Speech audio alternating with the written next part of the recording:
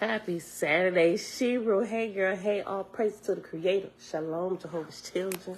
Then that, Shalom, Anita, greetings. That's Yahoo 777. Greetings, family. Lindsay, Yah, Shalom, Shalom. Elijah, all praise to the Creator. Eoah, peace and blessings, beloved family. That Bill Cosmo and Cal had like last night was spectacular. I got to come in and out, but I couldn't really watch it. And I went in a couple times. I didn't say anything. I'm like, man, he's still on? I didn't get a chance because what I had going on yesterday. So I'm going to have to go back and watch. I got a few of them I got to go back and watch. The days just kind of keep just running on.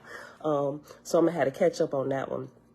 I'm not sure who that gentleman was, but he was saying some good stuff that he was up there. So I got to find some time to go back and watch that. I probably have to break it up in segments, though. Auntie, happy Saturday, Belinda Brown. Hannah, Shalom. BC, rise and shine, good people, good blessings. Nazarene the scene. Shalom. All right, let's get going, y'all. It is Saturday. Oh, and everybody else here hanging out in the background. Animalistic nature. It's Saturday, y'all, November the 19th, 2022. Day 267 of year 4, reading through the books of the law and the prophets. Another 4-year consecutive day count. Day 1286. Today we start a new book. First book of the First Lords on page 38 of Big Blue. And then we're going to hop on over to the field guide to the spirit world. If we got time today. We might have time today. I'm sure we will. Just depends. And we picked that up on page 94. Book of the first book of the First Lords is only 4 chapters. We're not going to try and fit in all 4 today. We just going to do 2. Plus, we're going to revisit Jamia's question. She here yet? See, she here? Set apart, grand rising.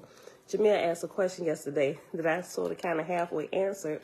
But after we got off a little bit later, when I came back to Oahspe, as I was looking over some stuff, as I was like, let me pre-write my notes. Well, at least my page numbers and all this stuff for today.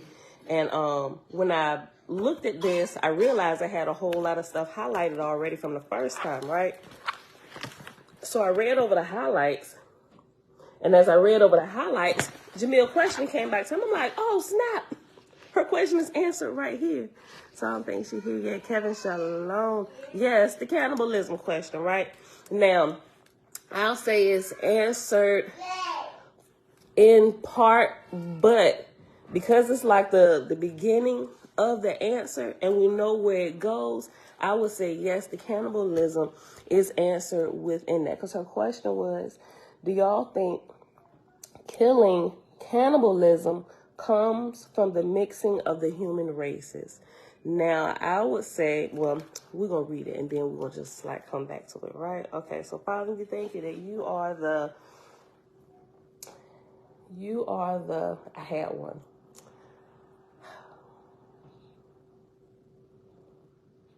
Oh, man, what did I say this morning?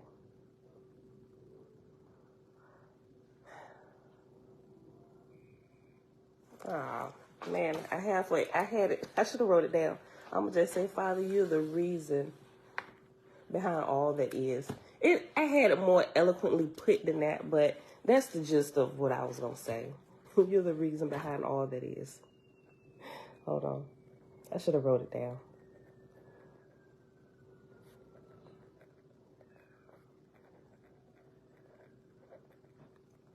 Okay, y'all. Hop on over. And Big Blue, page 38. First book of the First Lords. And the little subtitle under it, it says, being contemporary with the book of Sathantes, son of Jehovah. That is to say, as Sathantes was God of heaven, so in the same period of time, his lords had dominion on the earth. And this is their book, even as the preceding one was God's book. So we learned about them, how everybody got it was. Sathantes was the first God of earth, and he was setting up his chain of command. So all the things that we experienced from his side, his point of view, what happened during his reign and how everything was set up. Now we get it from the perspective of his chain of command, right? So it is, all right? All right, so She normally say something, but I'm gonna go ahead and read, because once we get to verse, I'll say, was it verse 13, is when her question starts to be answered. Because she said, remember the drook, you know? So, but, okay, let me just read. Chapter 1, page 38. In the beginning, God created the heavens of the earth, and the Lord made man upright. And man was naked and not ashamed, neither knew man the sin of incest, but he dwelt as the beasts of the field. And over here later, when we get to chapter 2, when it's talking about the sin of incest, it also refers to it as the law of incest. In chapter 2, it calls it the crime of incest, right? Okay. In the beginning, God created the heavens of the earth, and the Lord made man upright, and man was naked and not ashamed, neither knew man the sin of incest, but he dwelt as the beasts of the field. And the Lord brought the angels of heaven to man. By his side took they on forms like unto man, having all the organs and attributes of mortals, for it was the time of the earth for such things to be.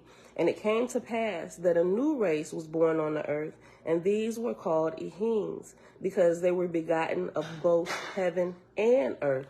What Enoch talks about, sons of God came down and had intercourse with the daughters of man, right? So the race of the earth, flesh man, right? That at that time, before they came and had intercourse with them, they were not capable of eternal life or forever progressing, right? But when they came and their offspring became part earth being, part heavenly being, it developed us, right? It's like a hybrid of the two. But now we're capable of living here and there, right? And we can develop our spirits here, so when we leave here, we go there, right?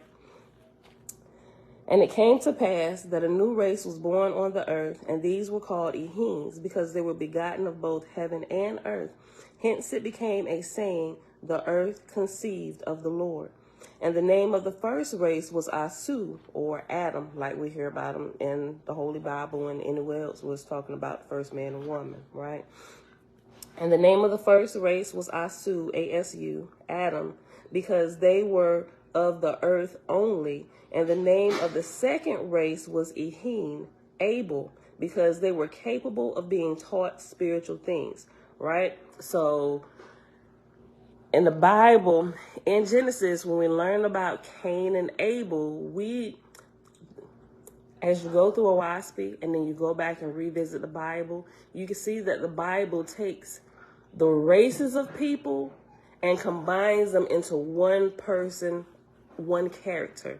So whereas Oahspe shows you that Abel is a race of people and Cain is a race of people, they give you those same names closely, for the most part, the same names of these races of people. They just, like I said, they just combine everybody into one person, one character. So you can kind of still see the same flow of the story.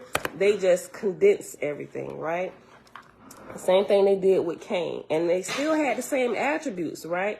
Abel was the one who was in line with the light of the Father, doing what was required of those who walked the righteous path.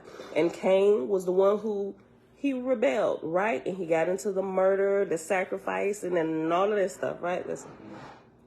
And the name of the first race was Oahspe, Adam, because they were of the earth only. And the name of the second race was Ehim, Abel, because they were capable of being taught spiritual things.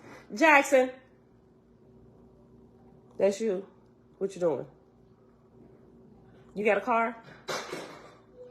Okay, don't roll it up against the wall. That sound like you rolling that against my wall. Let me see. Come here. Why is you unplugging stuff? Hold on, y'all. Don't be unplugging. Give me that. Okay. Because it's kind of cold down here. You need to put on.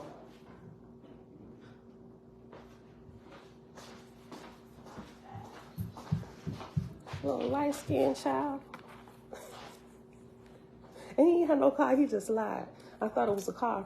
We got these little night lights stuck in a wall downstairs. It sounded like he had a car, rolling it against the wall. This little boy pulled the nightlight out, and he rolling it against the wall. The prongs on the wall. I'm about to karate chop him to the throat first thing this morning. Okay, not really. That's a little bit of exaggeration. We don't abuse children. Hold on. Okay. I read verse 4 again. And the name of the first race was Oahspe, Adam, because they were of the earth only. And the name of the second race was Ehin, Abel, because they were capable of being taught spiritual things. And the Lord said, of all that live on the face of the earth, or in the waters thereof, or in the air above, that breathes the breath of life, man only have I delivered unto knowledge of his Creator. Man only have I delivered unto knowledge of his Creator. I feel like I said that wrong. Man only have I delivered unto knowledge.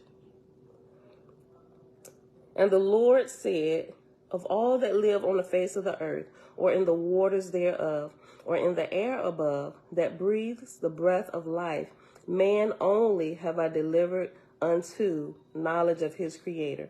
And the Lord spake unto the Ehin through his angels, spake he to them, saying, go hide thy nakedness, for it is the commandment of God.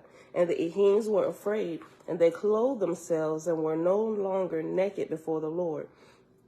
And the Lord commanded the angels to give up their forms, and to be no more seen as mortals. And it was done. And the Lord said unto them, because ye brought forth life, which is in flesh and blood, ye shall minister unto man for 6 generations on the face of the earth. And it was so. And that man may continue to walk upright, ye shall teach him the law of incest, for man of himself cannot attain to know this. And it doesn't really get into detail of what the law of incest is, but up here it says, at the end of verse 1, it says, neither man knew the sin of incest, but he dwelt as the beast of the field. The only thing I can liken this to, or I think, unless y'all seen or unless I skipped over something, I missed it. I believe it clearly is like you're not to have sex with any of your kin, like especially your close kin.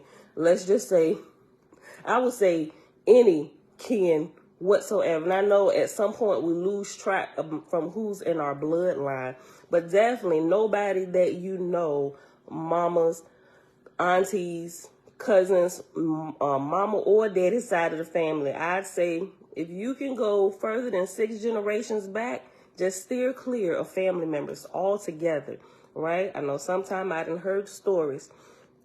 Some people find out they've been intimate with their cousin, not like first or second cousin that they grew up with, somebody that's been estranged or didn't know was in the bloodline, but as they begin to do research and stuff, they find out. I'm like, you know what?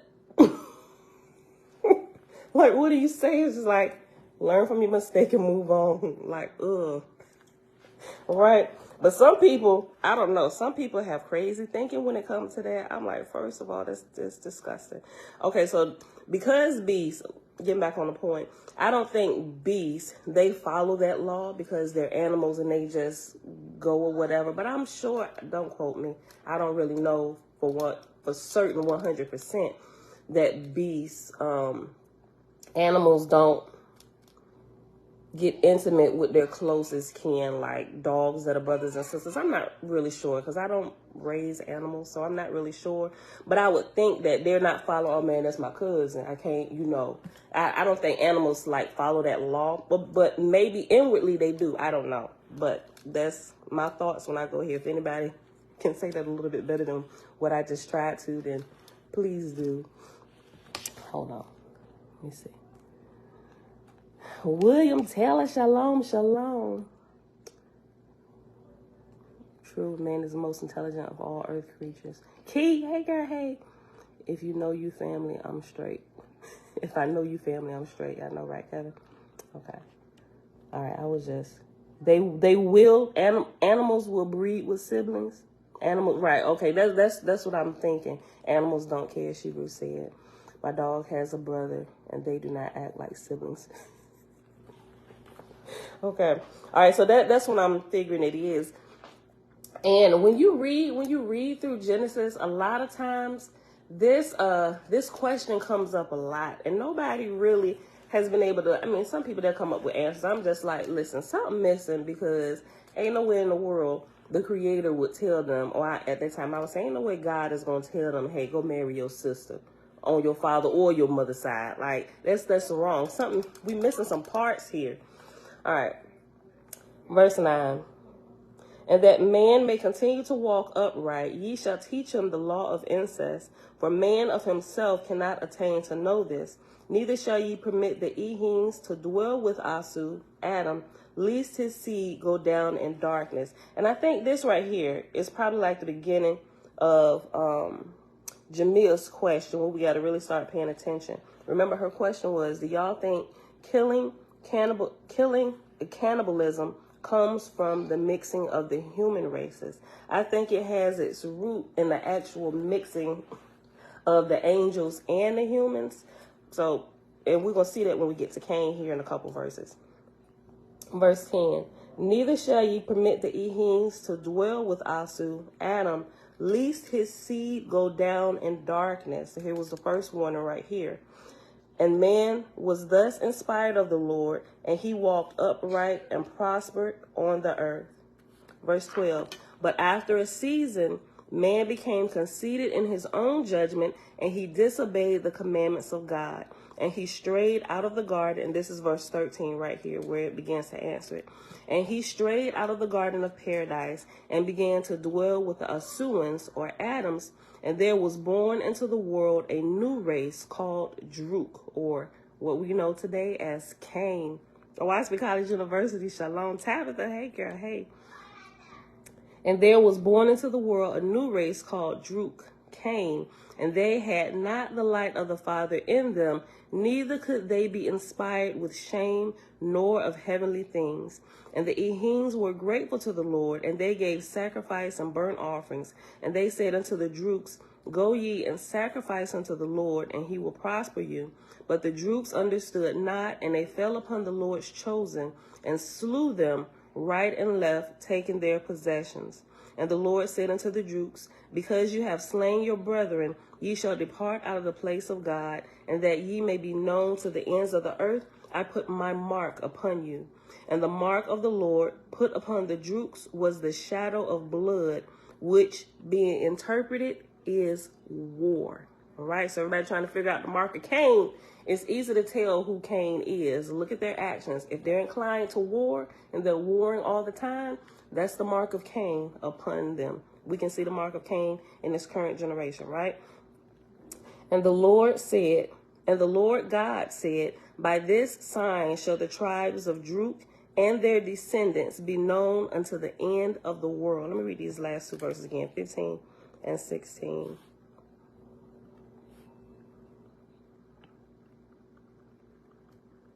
And it's right now war. It's the mark of Cain. Verse 15. And the Lord said unto the Druks, because ye have slain your brethren, ye shall depart out of the place of God, and that ye may be known to the ends of the earth, I put my mark upon you.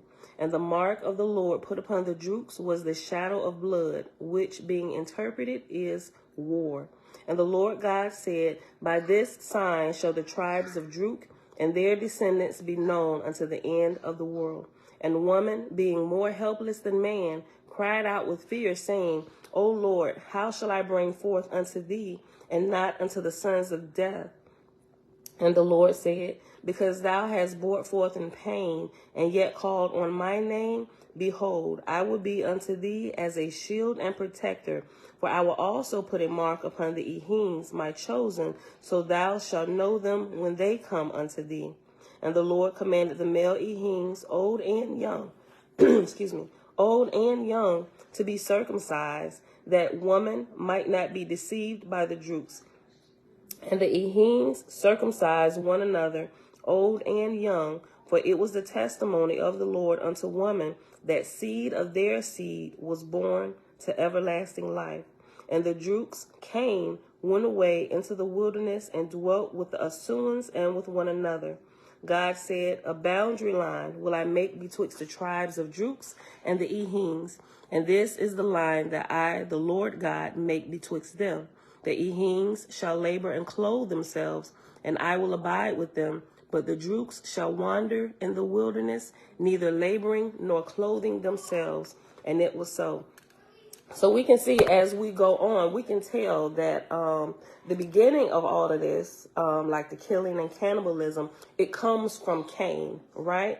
And so, which are called, Jamil was right, they are called Droogs, right? So we kind of, I was like, well, I was leaning more to the spiritual side, but this, Jamil was talking about the actual physical side, and this gives the physical side. But we can also tell those who are Droogs spiritually, it's like the same line, the same order, right? Whether it's slaughtering animals, blood sacrifices and stuff. Slaughtering animals and cooking them and eating them, fried chicken, that's still cannibalism. No matter how much we pretty it up today. That's cannibalism.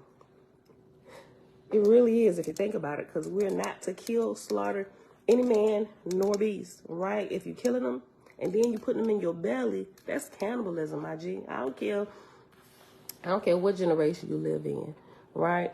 Okay. Did she come in yet, Jamil? I'm waiting for her. Right, Key? Right, because they got blood, organs, feelings, etc. Right. Yeah, so I would say, just kind of in a nutshell, yes, Jamil was right. Right, so it began, well, it's not necessarily, well, they can continue mixing with one another, humans or whatever, but the root of it was the mixing of the angels with Oahspe, right? And then when they dwelt with Oahspe and they didn't dwell in like the higher light, they just degenerated even more over time, right? So that's why he said, stay away from them, otherwise your seed is going to go down in darkness. They didn't keep the commands, as we can clearly see. And he said, and he disobeyed the commandments of God. And they strayed out of the Garden of Paradise and began to dwell with the Asuans, Adam. And there was born into the world a new race called Droog, Cain. And they had not the light of the Father in them, neither could they be inspired with shame nor of heavenly things. And that's chapter 1, verse 13. All right. So chapter 2, that's, excuse me.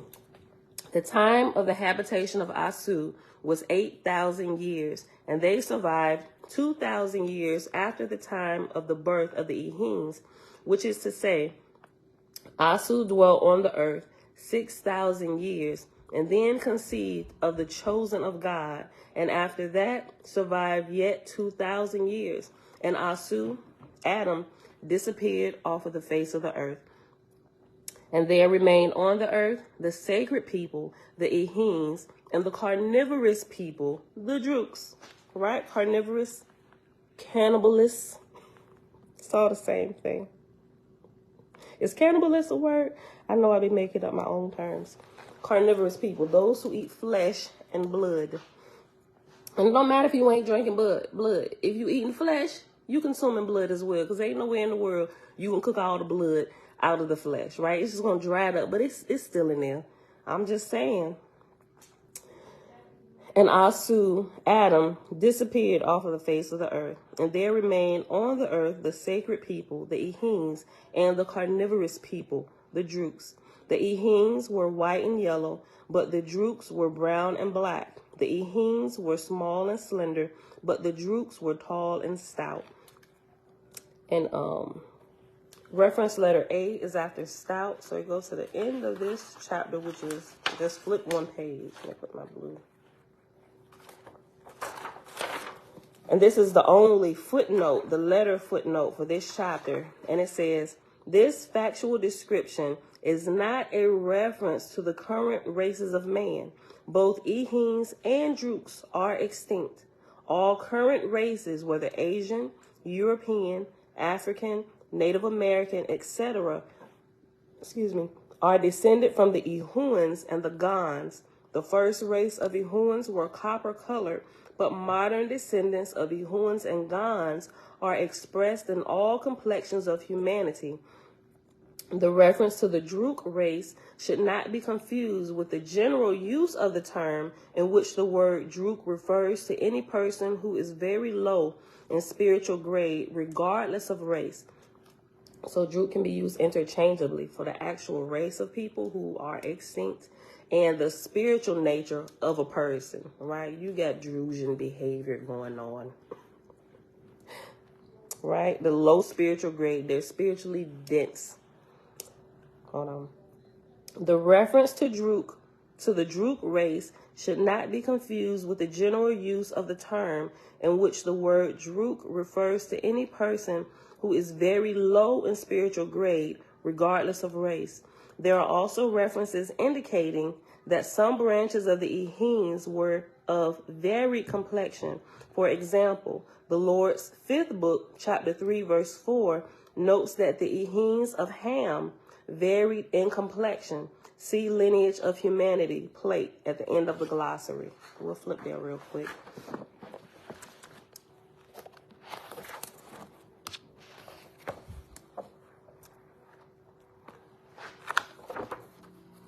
BC, right? And guess what? It's hard to eat without herbs and spices. It is, right? Because I mean, when I was eating meat, it's been a little over 10 years. Not 10 years, a little over 10 years. Okay, on page 789 is the Lineage of Humanity, right? It's a chart. Now, I'll take a picture of this and I'll post it, just in case y'all don't have the book or you don't have the electronic version. Facebook, hold on, so you can see. And I'll take a picture, like I said, so you can kind of blow it up and look at it, so you can see what's actually in the blocks.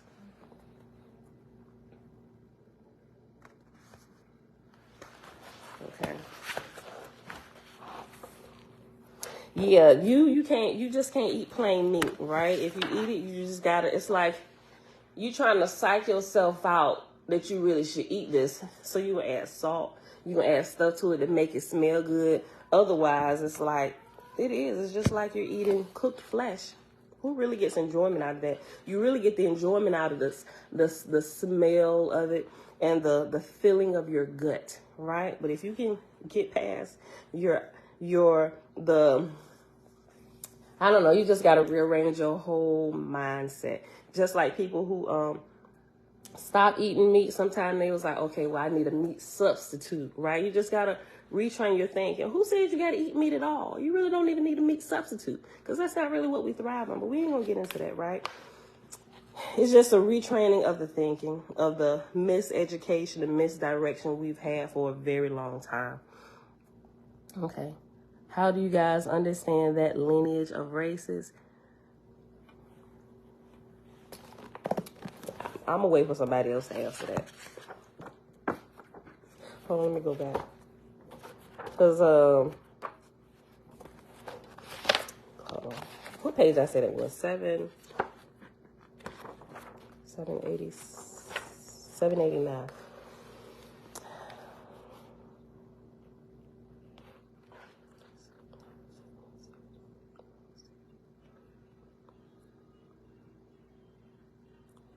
Time frame, assuming ancestry.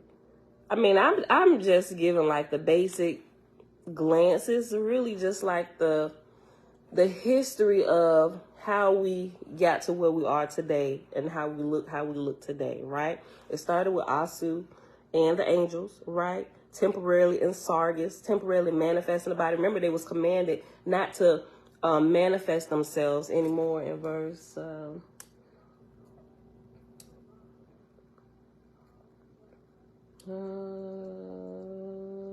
verse 8 in chapter 1.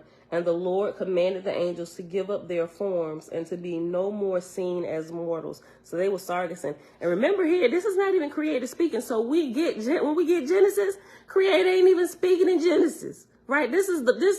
We got the Lord's version. And it says Lord's, right? Like, it's telling you, this is the Lord's, right?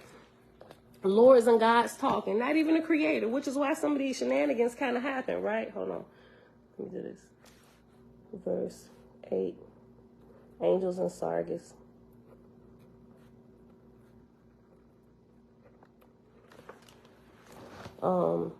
Yeah, and it shows like, just like you got a mama and a daddy, and then you got the little chart going down to the child that they created, and then this person it's kind of just like one of them, I don't know. Oahspe. I mean, am I answering that right? How do you guys understand that lineage of races? Or are you talking about like how they actually looked and stuff versus how we, I don't know. Like, that's a question you might have to actually like talk and like not type, because I might misinterpret what you're asking. But it just, to me, just a simple answer is just giving the hierarchy of the timeline of, like I said, how it began and how we ended up where we are today, and the names of what the people were called throughout time versus what we're called today. Right? Like the Ehuans, all humans living today are descended from these two lines. The Ehuans, originally the copper-colored race, and the Gans, or Ongwi, right? Ongwi. And Ongwi is what? Talking animals? I think that's what Ongwi means. Let me see real quick. Don't go back over here. Where we at? 32 minutes.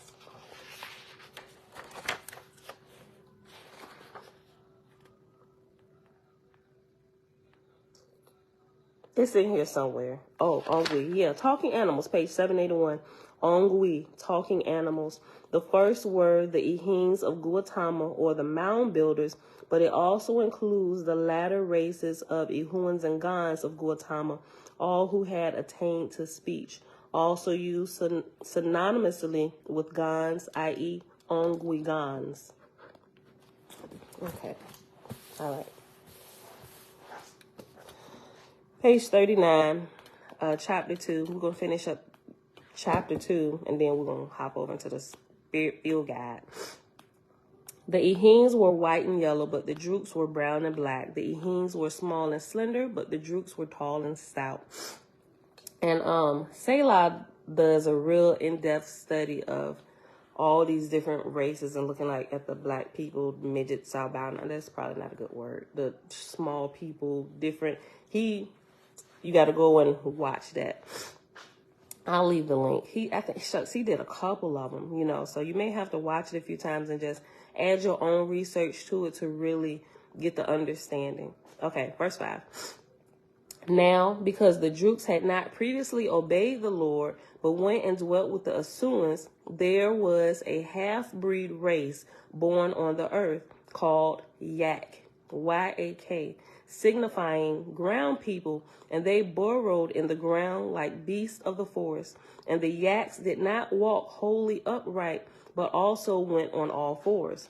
God said, because the Yaks cannot be taught the crime of incest, behold, they shall not dwell forever on the earth. So also it shall be with the Drooks, save wherein they cohabit with the Ehins, whose seed is born unto everlasting life. But with the Drooks and their heirs that spring from the Yaks, there shall be an end, both in this world and the next. Meaning, they couldn't be taught the crime of incest, meaning they just wouldn't get why you can't have sex with your sister or your brother and reproduce with them. So they don't need to live forever, right? Because this is going to be a bunch of crazy looking people in the world if we let that happen. Forgive me if that's offensive. Because that's what happens when you reproduce with family members. You get, and I don't want to, because I've watched a few documentaries on this. You get people who are mentally incapacitated. I should show one. Y'all probably seen it. It was hard to watch, but I was like, this really happened. And it wasn't, listen, it wasn't like a mistake, like, oh my God, I didn't even know we were related. No, it's like y'all grew up together, y'all knew y'all related. And this was like a whole family of interbreeding, like here in America. And every child you had, like you consciously made a decision to keep on having children. And each of your children that came out, yes, thank you. That's the proper way to say it, genetic mutation. Thank you. Oahspe College University, don't tell me that, bro. Listen, because I don't, well, you know, I be cracking jokes and stuff. You joking? You don't. I ain't gonna reread your comment, bro. Listen. No, listen, seriously. Let me be serious. They kept on reproducing, and every child that they had genetic mutations. And it seemed to just get worse and worse. And I'm just like, nobody could really be in their right mind doing this. Like, when you have a child, at least from my understanding, people, they have a child, and they do all types of testing, genetics, and all that stuff to see if the child's going to have like Down syndrome or any other kind of abnormality, right? So if you would have one child, and especially the parents, okay, how could this have happened? Is there something in his genes, my genes? What could have produced this, right? You know, and then they just kind of keep on like, okay, well, according to these DNA tests, you and your husband got the same father or the same mother. Maybe y'all been estranged somehow. You ever heard of a long lost brother? It's like all this kind of crazy stuff. I don't know. This is just really, it's weird to me, right? It's just, the hills have eyes. Kevin. A lot of people don't know that. Listen, okay, look. Okay, verse 6. God said, because the yaks cannot be taught the crime of incest, behold, they shall not dwell forever on the earth. So also shall it be with the drooks, save wherein they cohabit with the Ehenes, whose seed is born unto everlasting life. But with the drooks and their heirs that spring from the yaks, there shall be an end, both in this world and the next. And the arms of the yaks were long, and their backs were stooped and curved, kind of like the hunchback of Notre Dame. And the Lord said, because they are the fruits of incest and not capable of speech, nor of eternal life in heaven, the Ehenes shall make servants of them, and that they may not tempt my chosen to bring forth fruit unto destruction. I'm like, who is you tempting looking like that? And that they may, I'm sure this is talking about the ones that are a little more sexier than some of the other products being put out. And that they may not tempt my chosen to bring forth fruit unto destruction, they shall. He's saying what?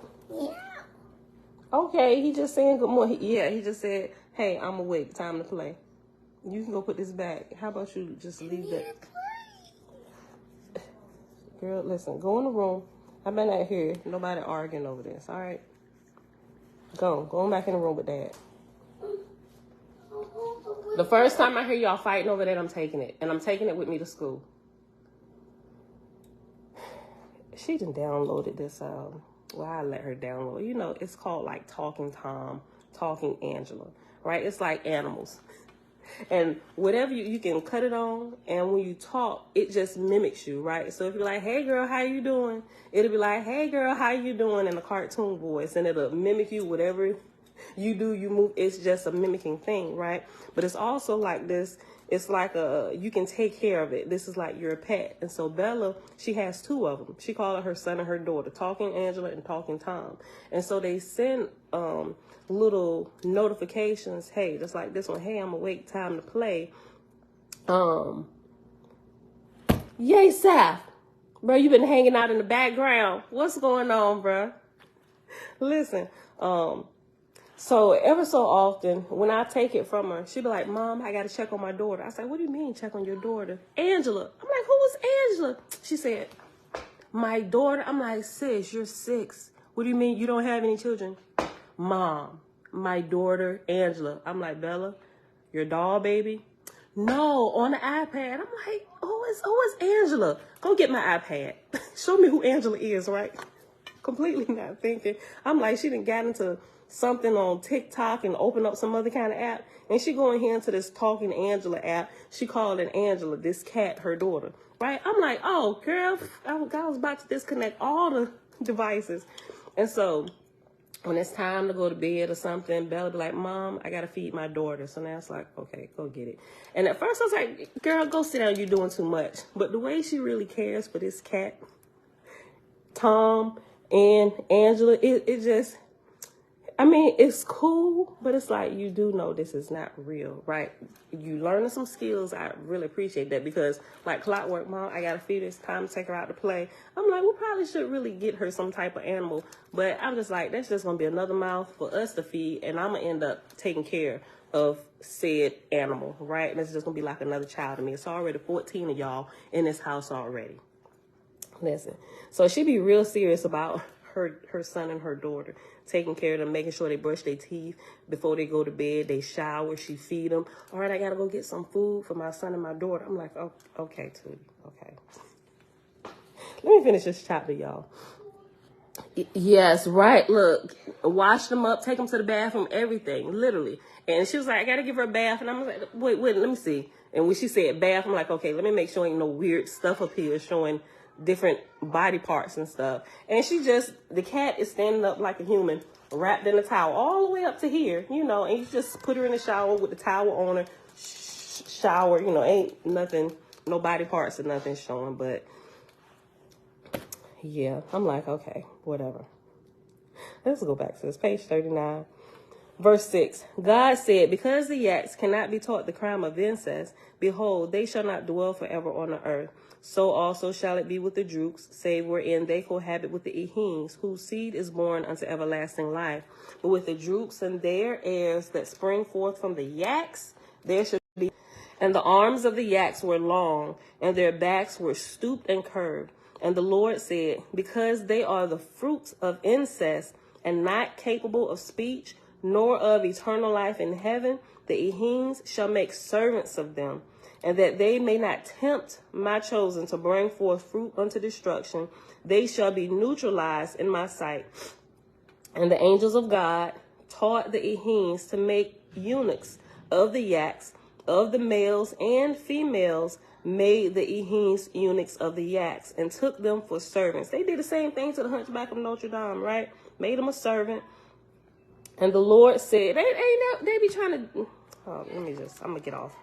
Verse 9. And the Lord said, the yaks shall serve the eheens, and build and sow and reap for them. And it was so. The eheens were disposed to live alone, but the Lord called them together, saying, come and dwell together in cities, for it is meet that ye live after the manner of my kingdoms in heaven. Build ye therefore unto the Lord your God, and my angels shall dwell with you, teaching you to sing and dance for the glory of your Creator.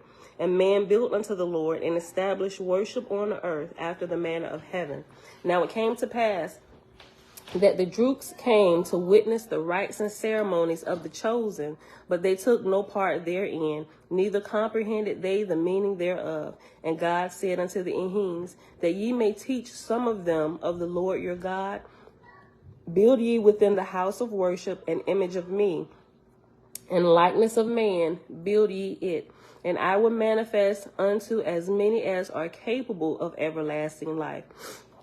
So this is when the idols began to come on the scene, right? Well, at least the ones of wood and stone. It was to teach the ones,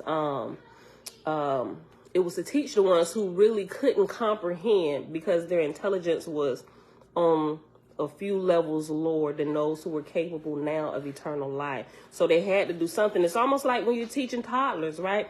You gotta show them, okay, so this is a representation of daddy and this is a representation of mommy. Not that this is daddy and mommy, but it's just a representation. But somewhere along the way, we lost sight that this wasn't really daddy and this wasn't really mommy. And now we're worshiping idol daddy and mommy, right? Ken and Barbie. You got a whole Ken and Barbie worship thing going on now, right? They lost sight of what the purpose of it was for. Yes, drooks and yaks are extinct. In the book of remembrance, in the book of remembrance of Aki, it talks a little bit of the yaks, all hairy, conscious of nothing in a way. I got it. I haven't gotten through that one. I read through the book of remembrance of our grandmothers, of Enoch, and I got a couple other ones. I have that one. I just kind of flipped through it real quick, but I haven't actually got a chance to get into it yet. So that's interesting that you said that they talk about the yaks in there. So yeah, I'm definitely gonna have to check that out. Okay. Verse 15. And the eheens, men and women, with their servants, built built images of stone and clay and wood unto the Lord, and stood them by the altars of sacrifice. And in the time of worship, the angels of the Lord came and possessed the idols, and spake therefrom with audible voices, spake before mortals. And the Drooks inquired of the Ehings as to the cause thereof. And the Ehings said, Behold, there is a God in heaven, more subtle than the air of heaven. He it was that brought us hereforth out of darkness. He speaketh in idle, that ye may know he abideth with his people. The Drooks said, What saith he? The Ehings answered, saying, That whosoever hath attained to remember God is in the way of everlasting life. The Drooks inquired, saying, How shall a man live forever? Behold, ye that believe also die. The Ehings answered, saying, As the voice of the Lord is unseen but potent, so is there a spirit in man, unseen and potent, which shall never die, but ascend in heaven to habitations prepared by the Lord. And many of the Drooks pondered on these things, and their thoughts quickened their souls within them, so that they brought forth heirs unto eternal salvation. And the Lord said unto the Ehings, Because ye have done a good thing, go ye abroad, and by the roadsides and in other places, and build images unto me and mine, and my angels shall bestow gifts and signs and miracles. And the Ehings covered the roadways of the earth over with idols of stone and wood and clay, and the angels of heaven descended to the idols and established thereabout heavenly kingdoms. And when man came hither and called on the name of the Lord, it was as a password for the angels, and they wrought miracles and otherwise gave evidence unto man of the unseen. And that is where we're going to end at today, at the end of chapter 2. We'll finish up the rest of this book. Like I said, it's only, 4 chapters? It's only 4 chapters. And we'll finish this tomorrow, probably in like 10 minutes, like if I don't get off telling some type of story or something. And we may start, I don't know. I think I'm going to just read that, and that's going to be it for tomorrow. And then we'll read a little bit more of the Field Guide to the Spirit World. So that's what we're about to do right now. Page 39.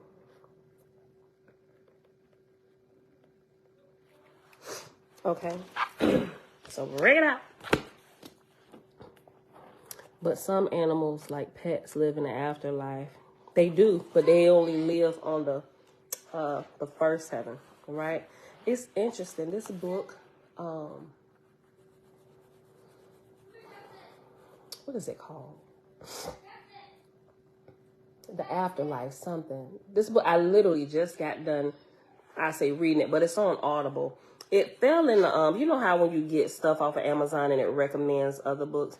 There was this one, when I had downloaded Robert Monroe's trilogy a while ago, this one book was popped up in the suggested things, and I looked at it, and I forget why I downloaded it, but it was referenced somewhere else. I want to say it was referenced in one of the other books, and it popped up, so I downloaded it, and I actually just finished listening to it yesterday. I give my stretch keyboard.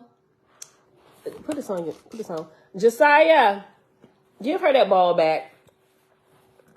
But in there, it talks about, and even in Robert Monroe's trilogy, you see like in the first heaven or whatever, they name it different things. But you will see there are animals that have passed away that are present, and also in this other book, Afterlife, I forget the title, Afterlife something, but it was about a man whose wife had passed away before he did, but before she passed away, him and her, they were doing research into this, and like out-of-body experiences, astral projection. They were already in the habit of studying this. And so they said, well, if this is really true, they had made this deal or pact or whatever. They said, whichever one of us goes first, we're going to try and reach out to one another. But because they were both such skeptics, they said in order to do this, we need to get in touch with our friends and have our friends get in touch with us. That way it would be, this is something very specific that they set up while they both were living, right? The wife passed away first. But he didn't even remember what they had made this deal that they had made until like 6 months later, right, when it started happening. I won't even say it's not even 6 months. Yeah, belay my last. It wasn't even 6 months, only like a couple months when it started happening. And when it happened, I want to say the second time, that's when his memory was triggered to the pact that they had made. Like I said, they was like, yeah, we're not really believers. They started off, we ain't really believers in all the afterlife stuff and the spirit. You say, what spirit still lives? Like, we're eternal. So they started studying this together as a husband and wife, and they came across some very interesting things, a lot of different experiences from different people where they began to document and just get more looking into, like I said, OBEs and near-death experiences. And people who would have these near-death experiences, and they would come back with information, like all of this stuff, they were like deep into the study, right? So when it happened, the wife died. I just kind of give you a preview. The wife passed away, and she got in touch with one of the friends while he was sitting thinking, like, because he was distraught. I forget his wife's name, and he was just pretty much sitting there, like, babe, do you still exist? Because all the studying that they had done, and now she's gone, it's like, I need some proof that what we've been studying is actually true. You know, he was just kind of like, babe, do you exist? And like right at that moment, the telephone rung. The first time it happened, the telephone rung, and it was their friend. I'm sorry. Yeah, this was the very first time it happened. And she had just died, maybe like an hour. They put the time in there. She had died at like 7:15 because she died. She had some type of illness going on with her. And they kept going in, trying to heal it, just all the different trips to the hospital and all these things. And she finally got tired, and she was like, you know what, babe, I don't want to be resuscitated this time. Just, I'll be at peace. Just to let me go this time. And he was reluctant to do that, but he understood. And she said, I'm at peace now. You know, if there's an afterlife, I'm ready for it, you know. So after that, she decided that she would come home from hospice and pass away peacefully at home. And, you know, as hard as it was with her husband and her son, they had time really to spend with her, and just, they had been studying this. So they was all essentially at peace. And so when she died at like 7, I think it was like 7:42 or something. And after a few minutes, he just kind of sat there, kind of still like holding her body, you know, her hand or whatever, give her a kiss. She had passed away. He hadn't called the ambulance yet to come get her, just kind of sitting there, just taking some time before they came and removed her body. And that was the first time he was like, did all this stuff we study, he said, is it real? You know, is it real? And no sooner than he said that, the telephone rang, right? And I'm like, whoa, first of all, what type of coincidence is this? You just got to listen to the book or read it or whatever. But anyway, the telephone rang. And it was one of their friends, and she called and she said, hey, I forget the names. Anyway, hey, I got this feeling that such and such, or his wife, she wanted me to give her a call. And so he was like, Joan, she just passed away at like a few minutes ago. And she was like, what? She said, oh my gosh, what happened? Well, she knew she was sick, you know, and she was like, that's really, really strange. I really felt this inkling that she, like, you know how sometimes you can be thinking about a person and it's like, boom, they'll call. Like, that happens to me a lot. It's like you feel, oh, I need to call them. Or somebody might be reaching out. They haven't said anything, but they're thinking about you. They need you to call them or something. That thing happened. I was like, this is interesting. So I listened to the whole book. I'm going to share it with y'all. Share a book. I forget the title. It's something afterlife or afterlife something. I know I'll be giving y'all a lot of references, but when y'all get a chance to listen to it, it's really, really good. Listen to some of the research and stuff that they've done. And even after his wife passed, a lot of things that he began to understand a little bit more, and all these coincidences that began to happen is really, really good. Okay. Oahspe College University, I will mail a picture of the lineage of races. If it's easier. Yes, please. Yes. Help us out. Okay, let's hop over here. We have 55 minutes. We're gonna read a couple pages, and I'm gonna have to close it up because I gotta get on the road. Okay, page 94, chapter 4, soul murder, and we're picking up at the second paragraph from the top where it says, "Given our punitive." Okay, given our punitive retaliatory code of justice, maybe it soothes our conscience to assume that the assailant is having a good time of it, feeding his pleasure principle quote, getting his pleasure from rape and torture and death, end quote. Excuse me, Douglas and Oahspe, 1998, page 34. So quick recap, yesterday we were talking about the different murderers and some of the heinous crimes that they were committing where they felt like they was completely out of control, like they lost time, they went into that sunken place, and when they were apprehended, they was telling them that, hey, I didn't do that. Well, yeah, maybe that's my body. I don't even remember any of this. So what they're trying to explain is some people would think, well, the justice system would have you to think that some people, they just get a kick out of doing this type of stuff, like they're mentally assenting and doing these things where they're trying to show them that something else is really taking place. And I don't negate that there are some cases like that, but in some of these more heinous crimes, it's like there is something else happening. Okay.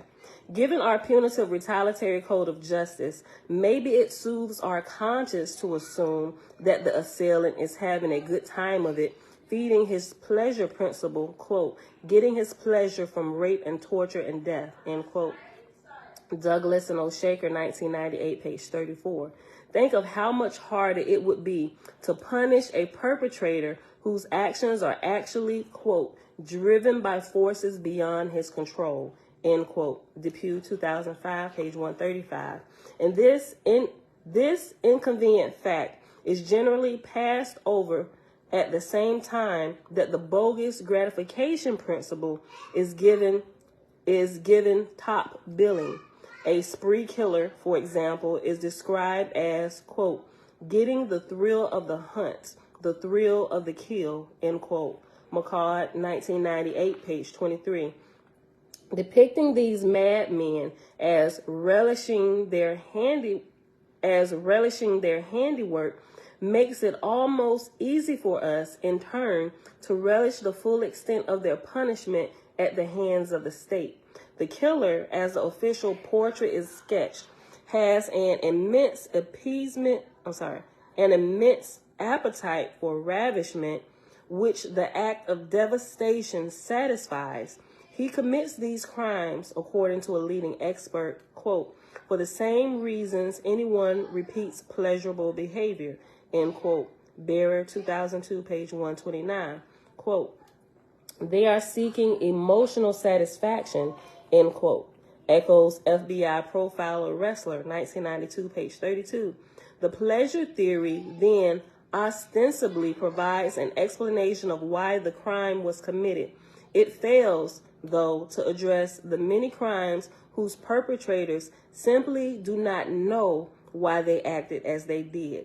Quote, thank God it's finally over, end quote, said Eddie James, captured after a senseless and brutal double homicide. Quote, I don't know what prompted it. That's a blank, end quote. Wash, 1998, page 47. Jerry Brudos, Oregon's shoe fetish killer, was yet another who was under the, quote, influence of an urge that even he himself could not define, end quote. The judge wanted to know if the attacks were deliberate. Quote, I really don't know. It just happened, end quote. Rule 1988B, page 179. What about the Harvey Glattman? What about Harvey Glattman, the Jewish rope killer who, quote, takes no pleasure in the killing? He feels like vomiting, end quote. Newton, 1998, page 11 and page 180. Quote, I really didn't like to kill, end quote, said Glattman. Quote, it's a mystery. I forgot what y'all said this was. SIC. I forgot. I'm going to read it. It's a mystery. I halfway remember. Okay, let me just keep going. Quote, it's a mystery. It's hard to control myself. Where this monster into my brain, I will never know. I can't stop it, end quote. BTK, Wenzel et al., 2007, page 28, 307 and 501.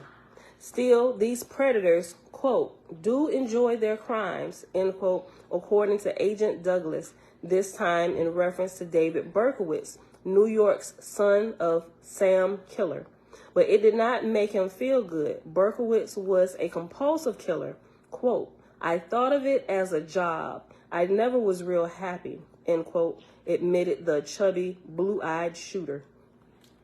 Quote, I couldn't wait for it all to end quote. Indeed, the grieving mother of one of Berkowitz's victims may have grasped the situation with greater insight than any of the experts when she came to realize that the son of Sam was, quote, a sick man, needed help. I thought he himself wanted to be caught, end quote. Klausner, 1981, page 365, 316, and 64. To the experts, though, David's case, quote, was just one more example of manipulation, domination, and control, end quote. Douglas and O'Shaker, 1998, pages 35 through 38. For his part, David felt he could never convince the agent or the psychiatrist of the phantoms that had invaded his mind. Quote, what can I do? How can I make people understand? Nobody listen. There is no doubt in my mind that a demon has been living in me since birth, end quote. From David Berkowitz's prison diary, Klausner, 1981, page 170. And this could actually be true, right? We learned about this. There could actually be a demon or another spirit that comes into a child at birth, right? You have the native spirit that the father gives. But depending on the lifestyle of the mother, the lifestyle of the father, and what has happened will determine if the child is protected or if the child is not protected, or if the child is just open, right? And another spirit, Oahspe talks about it. Where is it? I forget exactly where. If y'all remember, helps us out. But yeah, another spirit could come in and be overshadowing the infant from the time of birth, literally, right? And this is something that he said, quote, what can I do? How can I make people understand? Nobody listen. There is no doubt in my mind that a demon has been living in me since birth, end quote. Okay. Rather than being a, quote, notorious manipulator, end quote, the son of Sam was actually the manipulatee. In his own words, quote, these demons wanted people to die. That's it. Pretty simple. Me, I never needed or wanted it, end quote. Klausner, 1981, page 73.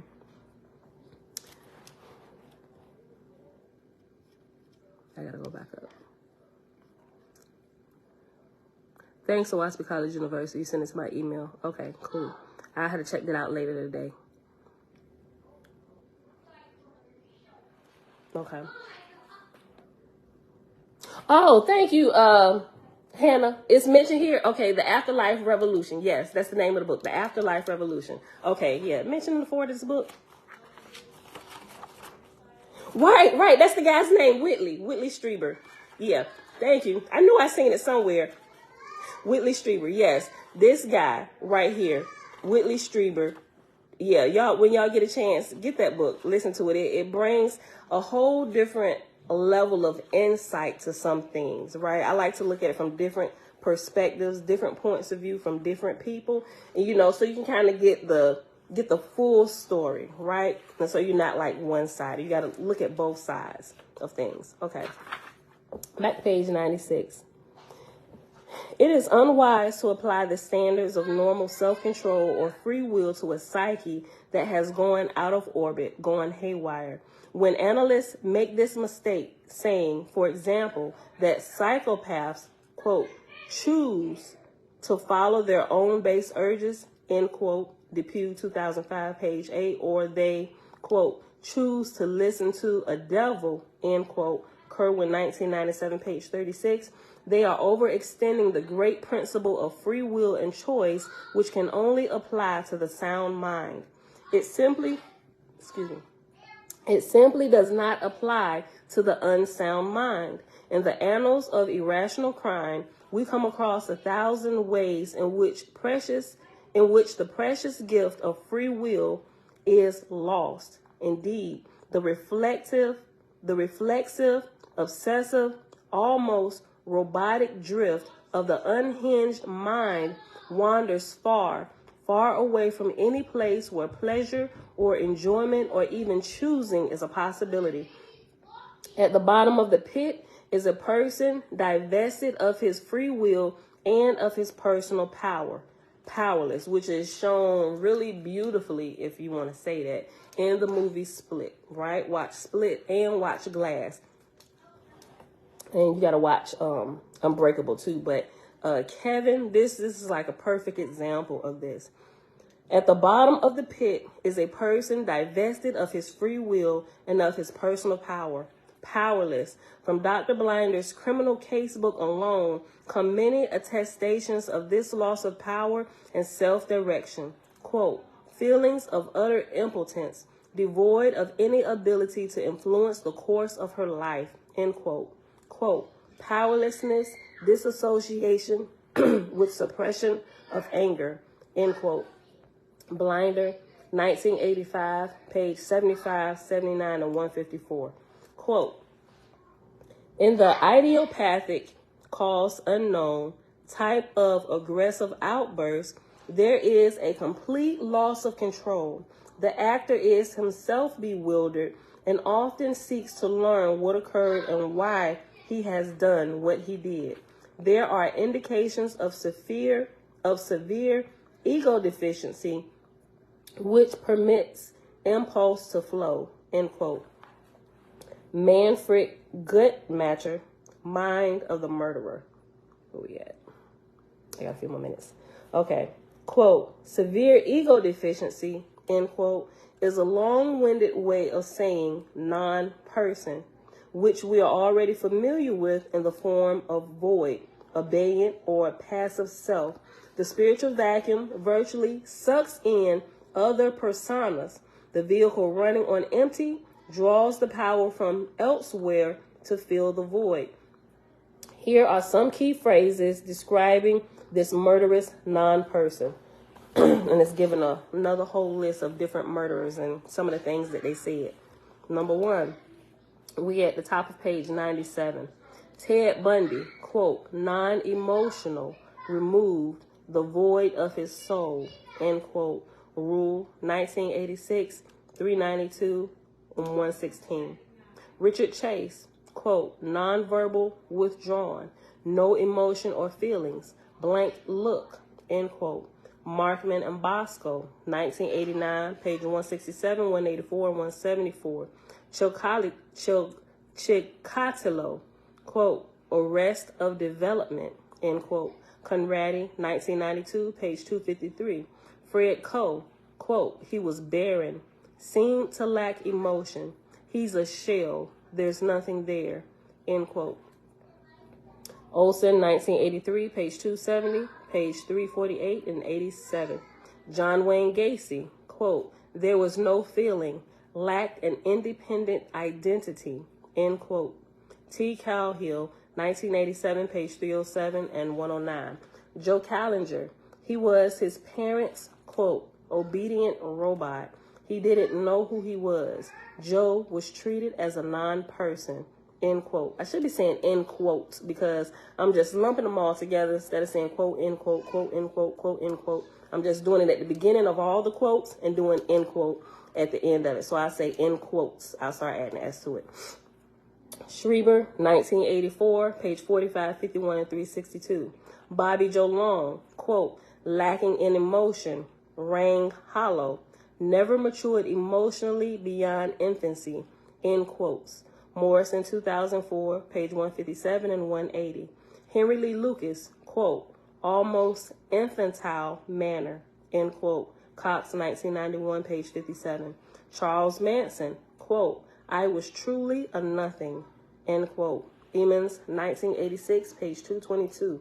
Marie No, quote, there was nothing behind her blue eyes.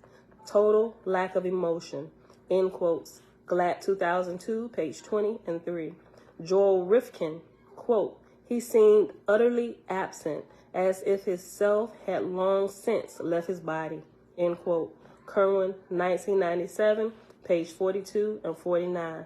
Arthur Shawcross, quote, he never grew up. broken down ego functioning, end quotes. Olson, 1993, page 286 and 193. Peter Sutcliffe, quote, it was possible to walk into a room in which Peter was sitting and not even notice he was there, end quote. Byrne, 1985, page 32. Dan White, quote, a virtual non-person, end quote. Blinder, 1985, page 50. Randy Woodfield, quote, no emotion there at all, just emptiness, end quote. Rule, 1988A, page 474. R.L. Yates, behind the window of his eyes, quote, there wasn't a soul home. His eyes were dead, end quote. Bearer, 2002, page 106 and 33. Quote, he can mimic the human personality perfectly, end quote. Keith Abloh, Inside the Mind of Scott Peterson. Peter Vronsky, 2004, pages 160 to 61, reports on an intriguing, though macabre, episode in the college days of Ted Kaczynski, the notorious Unabomber, an episode that points to another way that the non-person may take shape. As a young man, in 1959, Kaczynski survived, quote, a series of brutal personality-breaking, end quote, experiments conducted at Harvard and similar to CIA trials, testing brainwashing, mind control, and other intelligence techniques. How many of y'all knew that? Listen, I'm going to read that again. As a young man in 1959, Kaczynski, the Unabomber. Hold on. Uh-oh. Siri, I ain't saying nothing to you. Okay, I found this on the web for a series of brutal personality-breaking experiments conducted at Harvard and similar to CIA trial. As a young man in 1959, Kaczynski survived, quote, a series of brutal personality-breaking, end quote, experiments conducted at Harvard and similar to CIA trials, testing brainwashing, mind control, and other intelligence techniques. Okay, I found this on the web for a series of brutal personality-breaking experiments. Stop it.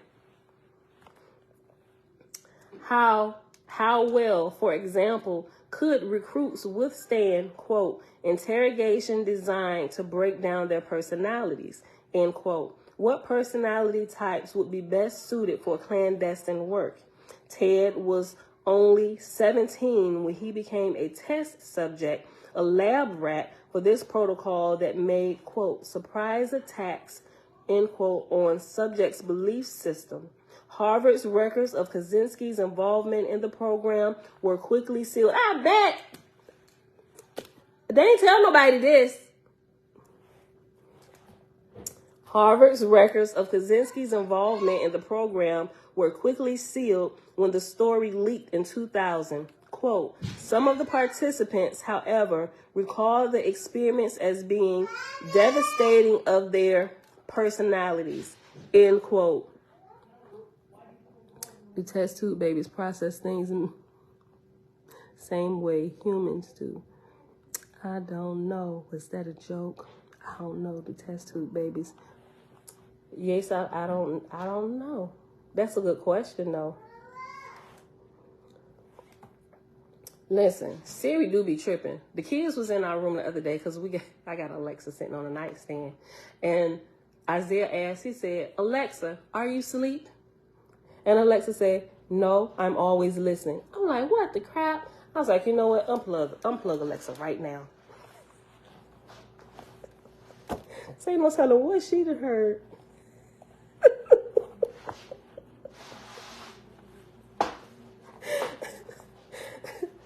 Listen, let's not be fooled by appearances lacking true self.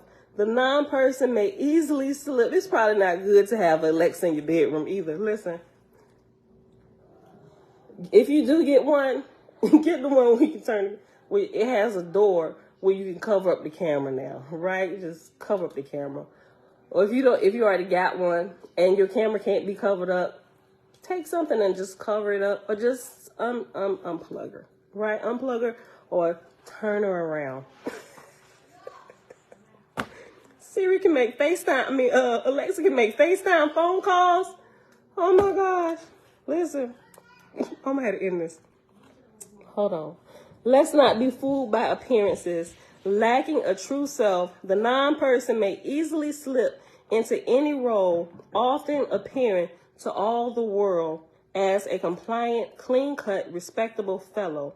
The astute profiler is well aware of this veneer of politeness. Some offenders are even courteous or helpful to a fault, like Scott Peterson, remembered by acquaintances as, quote, respectful and serious, Abloh 2005, page 104, or like Chris Longo, familicide, regarded by churchmates as, quote, a model for other men, end quote, polite and charming, or like David Mehofer, kidnapper, killer, so well-mannered and considerate. Yes. iPad needs to be taken away. I know, thank you. I'm going to probably just take it with me to school. All right, y'all. Listen. No, you can just let me on. I'm just not going to let Bella on since she wants to. Yeah, so y'all can be fighting here amongst. No, I know. I'm going to take it with me. Look, I'm going to read this last little paragraph, y'all. Know we're going to have to pause. Logic. A child, and we're at the bottom of page, the last paragraph on the bottom of page 98. Logic. A child raised in the school of deceit and pretense, counterfeit and cover-up, himself becomes, perforce, a master of imposture, a genius, well-taught of guile, an artist extraordinaire of craft and camouflage. We often find the big lie or the big secret lurking in the family background of the psychopath. David Berkowitz's adoptive parents told the boy that his mother had died in childbirth, which gave him a heavy feeling of guilt, but it was a lie. She merely had him illegitimately. Eventually, he did reunite with his mother and sister with mixed results. Imagine that, being told that your mom died in childbirth, and then years later you find out she's alive and walking around. Oh, my goodness. Eventually, he did reunite with his mother and sister with mixed results. John Kapler, Dr. Death, as we saw, was also conceived out of wedlock. It was a big family secret. Ted Bundy also grew up inside the bubble of a big family secret. Because his young mother conceived out of wedlock, the family pretended she was his sister, not his mother. Oh my goodness. There was another big secret in Ted's family. Daddy, grandfather, a church deacon, kept a large collection of pornography, which little Ted found and studied. Oh my G. Mark Hoffman, the Mormon bomber, 1985, was a piece of work who held a shameful family secret. Mom, stop. Josh is trying to let me get off of my schoolwork. That don't look like you're doing schoolwork. That looks like, let me see, what's that? Oh, I'm sorry, that is. Okay. But I'm taking it with me. It's too much fighting. Mark Hoffman, the Mormon bomber, 1985, was a piece of work who held a shameful family secret. His grandmother's polygamous marriage that post-dated the 1890 Mormon decree against plural wives. Quote, it was a secret that members of Mark's family seldom discussed. Stay right here for a second. It was a secret that the members of Mark's family seldom discussed, end quote. Lindsay, 1988, page 29. Mark, in turn, would become one of the biggest deceivers and frauds the saints had ever known. There were, quote, terrible secrets and hypocrisy in Gary Gilmore's weird family, as well as mysteries, death of children, and abandonment. His mother once tried to smother his baby brother, and Gary witnessed it. The big secret was also imposed on Richard Ramirez, the Tex-Mex Night Stalker serial killer, after witnessing a murder at age 14 while visiting his older favorite cousin Mike. Richard watched his cousin shoot his wife to death in cold blood. Richard was then instructed to never say what he had seen. Though Diane Downs, who murdered one of her children and attempted to murder the others, had been molested by her father at age 12, their secret was never once discussed. Her father was an influential man, after all. It was not until the trial of Spokane's prostitute snuffer. Boy, they give these people some names, right? The prostitute snuffer. Oh, I might put that in today's title. I try to use catchy titles, but something like the one I wanted to use yesterday, it was a bit much. But I think I might use prostitute snuffer today. The big secret in prostitute snuffer, something like that. It was not until the trial of Spokane's prostitute snuffer, Robert Lee Yates Jr., that a childhood secret came out. Yates had been repeatedly molested by a neighbor at the age of 6. Quote, "This has remained a deep secret for him throughout his life." Bearer, 2002, page 287. Oh, another little long-held Yates family secret emerged around that time. Yates' grandmother had killed his grandfather with an axe. Go ahead. Go back upstairs. Sheesh. Mom. Yes. Go ahead.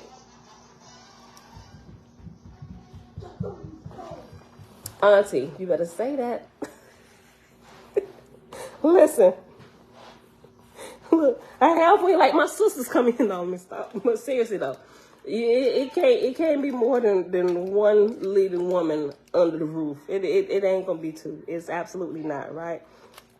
We'll help you out for a little bit, then you got to go on about your way. You're having problems, we're gonna help you get on up out of here.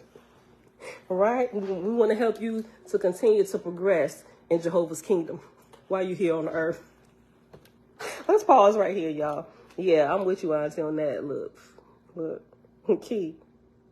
Shoot. Okay, page 99. All right, so we're gonna pause right here, y'all. Oh, I said I wanted to read that. We definitely didn't get to it. The 12 steps to raise a delinquent child. And you got a child holding a gun with the no sign. So we'll get to this tomorrow. And I think we'll finish this chapter tomorrow too. Maybe not. Oh, maybe not. Maybe not. We probably won't. I don't know. We'll see. We may not. Just depend on what's going on. All right, y'all. So thank y'all for hanging out. I got to get rolling. It is Saturday, November the 19th, 2022, day 267 of year 4 of reading through the books of the Law and the Prophets. Under the 4-year consecutive day count, day 1,286. Today we started in first book of the First Lords, and we read pages 38 to 39, and that was chapters 1 and 2. And then we hopped over here back in chapter 4, which is entitled Soul Murder of Field Guide to the Spirit World. And we read pages 94 through 99. At the beginning, I ain't see Jamia. Did Jamia come in? I think we halfway answered her question again, but we got a little bit more insight from the first chapter. Remember, her question was, do y'all think killing cannibalism comes from the mixing of the human races, right? So definitely yes, but the root cause of all of it begins with the mixing of the angelic races and the human races. So, nope, sis probably knocked out. I'm sure she'll, I'll talk to her later. I talk to her a lot offline. A little, not a lot, but a little bit offline. All right, but I'll let her know. Come back and watch it. All right, y'all. Ain't Siri nosy, Nazarene the scene? Let me go back. I'm just checking real quick. See if I missed a question. Yes, have you been hanging out you've been one of the ones hanging out in the background, or you just been gone for a while? I'm curious. I'm nosy. But it's good to see you, brother. Oh, wait.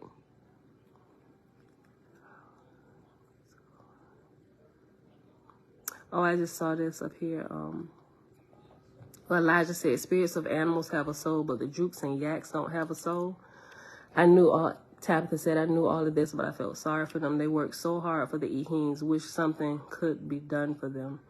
Yeah, I know. I mean, because shucks, I mean, they would have been, if they would have been, this probably sounds horrible. If they would have been allowed to live and continue to procreate, right? It would have, the world as we know it, and it's a mess now, right? Imagine what it would be if they were allowed to just continue to carry on, right? Having intercourse with family members, like not caring, really just sticking and moving like the beasts of the earth do, right? Just like not caring, just planting seeds. Imagine what the races of people, I mean, it still be the human race, but we'd be a open freak show. Like, it wouldn't be like where people go in hiding. You know, it would be like every day we seeing monsters walking the street. And that's horrible. It really is. You know, I gotta say something silly. But seriously, think about that. You know, we just don't need this to go on. Right? I mean, and you think, I was never the one that's gonna make fun of people. I mean, I like crack jokes and I like to laugh with you, not like laugh at you, right? My little plant. I've never been the one to make fun of people in school. I actually felt bad. I'm like, that is so wrong, right? But if you think bullying and stuff is bad now, oh my gosh, you know. And if, I don't know, I'm gonna just leave it alone before I get myself in trouble. All right. Been here on and off, but still watching. Okay, bro. Okay. All right, y'all. Let me get out of here. I gotta roll. I gotta be in class shortly. So I will see y'all. That will tie into the Anunnaki story of them using it. Once we just start putting all the information together, right? So I'm really enjoying this little journey. Right? All right, y'all. That's it. I gotta go. I love y'all. I'll see y'all back here tomorrow morning, and we can hang out for a little while longer. Right? I'll see y'all back here tomorrow morning, 7:30 a.m. Eastern Standard Time. Peace.